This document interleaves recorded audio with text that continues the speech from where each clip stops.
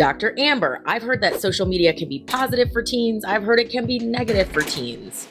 I'm going to walk you through both. And as with everything, balance is key. As you listen, I want you to keep in mind the pros and cons are going to be different for each person, including you, because we're all so different. On a positive note, social media can be helpful. Social media can help you make positive social connections, and that's true for a lot of teens. Part of that connection is being able to share about your interests, your ideas, and things that you're up to using video, text, and images. Like music, humor, fashion, art, current events, sports, the list goes on. And being able to share in this way can be the ultimate form of self-expression. Another part of that connection is gaining social support through shared experiences and being uplifted for who you are and the things that you care about. At the same time, connection is not always a positive experience on social media.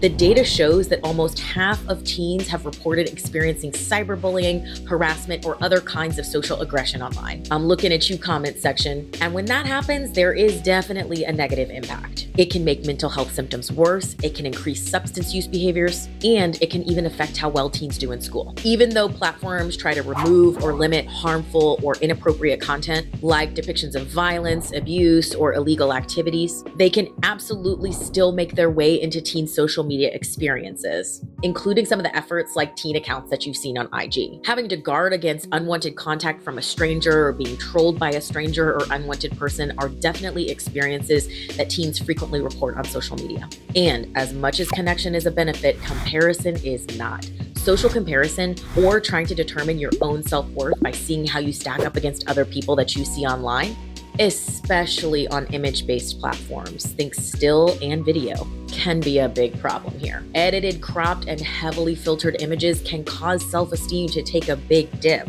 And unrealistic beauty standards online can lead to unhealthy body image and eating behaviors. At the same time, youth is this awesome time of exploration and learning new things. Now, switching gears, you can also get access to information that you want, like health information or current events, and what you learn might even help you be more connected, and maybe even get connected to causes that are important to you. Like you might volunteer to help clean up your highway or keep your beaches clean, or even volunteer at a local animal shelter. Back to some cons. Social media can also demand a lot of our time and attention, partly because that's how social media is designed, and partly because teens might worry that they're going to miss out on something important that's happening in their social network.